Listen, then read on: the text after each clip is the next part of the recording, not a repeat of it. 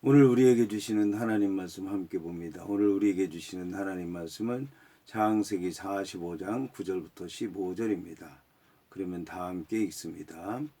당신들은 속히 아버지께로 올라가서 아뢰기를 아버지의 아들 요셉의 말에 하나님이 나를 애굽 전국의 주로 세우셨으니 지체 말고 내게로 내려오사 아버지의 아들들과 아버지의 손자들과 아버지의 양과 소와 모든 소유가 고센 땅에 머물러 나와 가깝게 하소서. 흉년이 아직 5해가 있으니 내가 거기서 아버지를 복양하리이다. 아버지와 아버지의 가족과 아버지께 속한 모든 사람에게 부족함이 없도록 하겠나이다 하더라고 전하소서. 당신들의 눈과 내 아우 베냐민의 눈이 보는 바 당신들에게 이 말을 하는 것이 내 입이라. 당신들은 내가 애굽에서 누리는 영화와 당신들이 본 모든 것을 다 내 아버지께 아뢰고 속히 모시고 내려오소서 하며 자기 아우 베냐민의 목을 안고 우니 베냐민도 요셉의 목을 안고 우니라. 요셉이 또 형들과 입맞추며 안고 우니 형들이 그제서야 요셉과 말하니라. 아멘.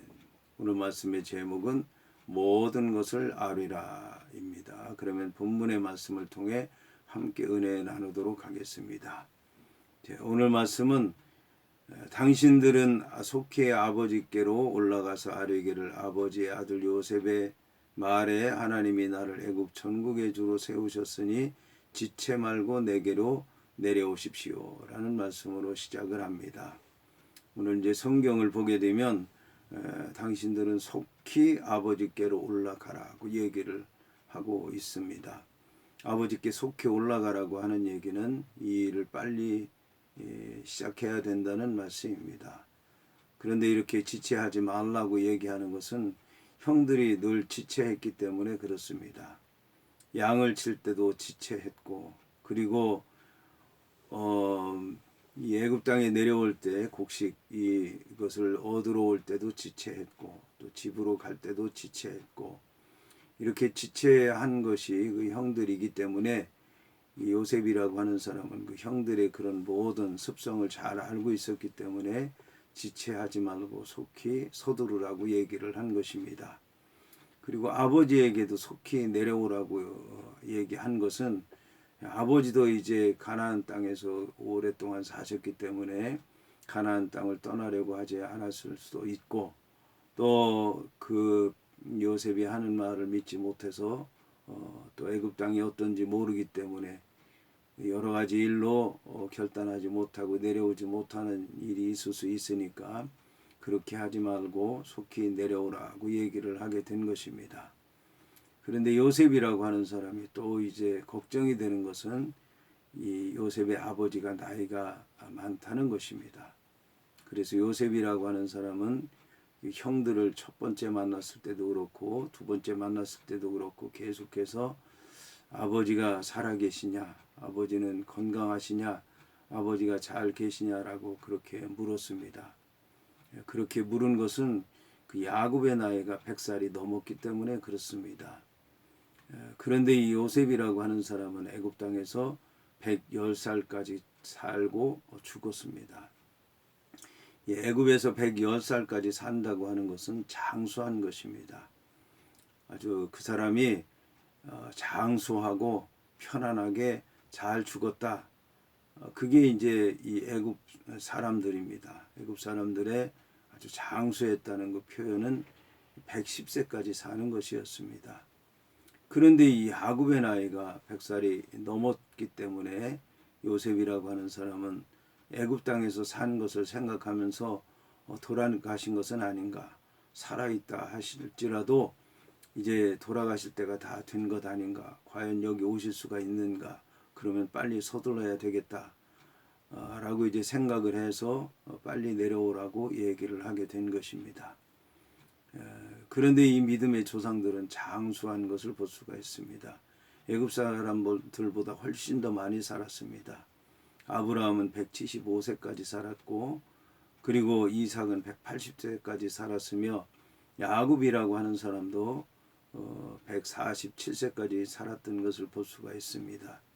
그리고 요셉이라고 하는 사람이 죽어가면서 형들에게 나를 이 가나안 땅으로 내 해골을 메고 가라고 얘기한 것을 보면 요셉은 110살까지 살았지만 그 당시 형들도 살아 있었다고 하는 것을 얘기하는 것입니다.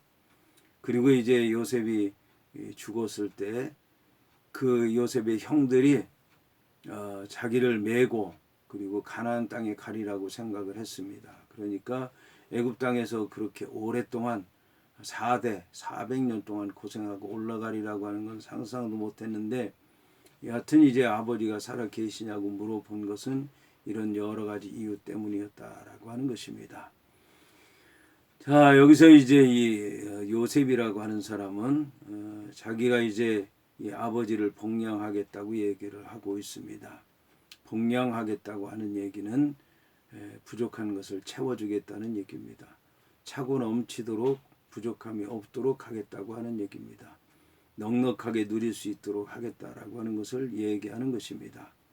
근데 아버지만 그렇게 하는 것이 아니라 아버지와 아버지의 가족, 아버지께 속한 모든 사람에게 부족함이 없도록 하겠다라고 이제 얘기를 했습니다. 그러면서 당신들의 눈과 내 아우 베냐민의 눈이 보는 바 당신들에게 이 말을 하는 것은 내 입이라. 당신들의 눈이 본다고 하는 얘기는 당신들의 눈이 실제로 보고 있지 않느냐, 꿈을 꾸는 게 아니라 이것은 현실이다. 그러니까 이것이 당신들에게 증거가 될 것이다.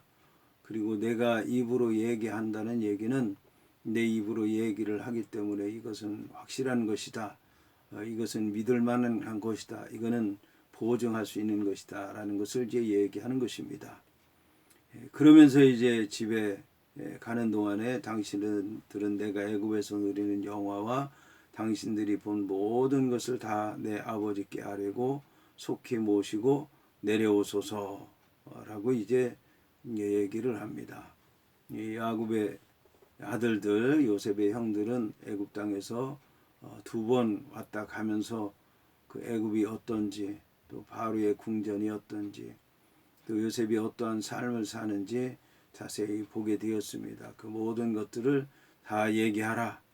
그런데 이제 앞으로 와서 그들이 살게 되면 자기들이 보고 듣고 아는 것보다도 더 훨씬 풍성하고 더 좋고 더 아름다운 삶을 살게 될 것입니다. 자, 여하튼 이제 그들이 보고 듣고 알게 된 것은 애굽 땅에서 최소한의 것인데, 그거를 얘기하기만 해도 아버지께서 오실 것이다 라고 이제 얘기를 하는 것입니다. 그리고 난 다음에 자기 아우 베냐민의 목을 안고 우니 베냐민도 요셉의 목을 안고 울었다라고 얘기를 하고 있습니다. 성경에서 이 목은 3가지 단어로 쓰입니다. 하나는 이제 목 앞, 보이는 목을 얘기하는 목이 있고, 그 다음에 뒤, 등에 있는 목이라고 얘기를 하기도 합니다. 앞에 있는 목은 주로 이제 음식을 먹고 옷을 입고 외모를 갖추고 이제 그런 걸 얘기하는 것이고, 그 이제 목 뒤쪽은 등은 이제 뒤에서 보는 거 또는 화살을 맞는다든지 또 이제 사람의 겉모습 보는 걸 얘기한다든지 그런 걸 얘기할 때 목을 얘기하고, 여기서 이제 목을 안고 울었다라고 하는 얘기는 멍에를 같이 맨다는 뜻을 갖고 있습니다. 그래서 이렇게 어근 맡겨서 서로 이제 부둥켜 안고 목을 어근 맡기고 그렇게 하는 것, 그런 것이 이제 오늘 성경에 나오는 목입니다. 이것은 요셉과 형들과 동생이 이제는 한 형제라고 하는 것을 확인하는 것이고, 그리고 서로 짐을 나눠진다. 우리는 이제 공동 운명체다라고 하는 것을 확인하는 것입니다. 오늘 이제 형들의 이 긴장이 다 풀어지고 하나가 돼서 이런 일을 행하게 되는 것을 볼 수가 있습니다. 형들은 이 순간에도 긴장할 수밖에 없었습니다. 왜냐하면 거기에 와서 몇 차례나 시험을 당하게 되고 또 그로 인해서 고통을 당하게 됐고 또 모든 게 다 풀어졌다 싶으면 전부 가둬버리고 또 시몬 갖고 가둬버리고 또 이제 베냐민 데려오라고 그러고, 이런 일들이 계속 되다 보니까 믿지 못하고 긴장하게 되고 두려움이 있었는데 요셉이 자신의 신분을 밝히고 근데 아버지를 모셔오라고 하고 또 이렇게 모든 형제들을 잘 알아보는 것을 보니까 이제는 이제 안심하고 서로 하나가 돼서 합력하여 선을 이루게 된 것입니다. 이런 말씀을 통해서 우리가 알아야 되는 것은 이런 인간 관계에 있어서 회복이 중요한데 이런 회복은 급작스럽게 이루어지지 않는다라고 하는 것입니다. 급작스러운 것은 후유증이 많이 남게 되는데 이렇게 하나하나 문제를 해결해 가면서 얽힌 걸 풀어가면서 그거를 통해서 이제 서로 회개하고 또 용서하고 그런 가운데 하나 되는 것이 바람직하다고 여겨집니다.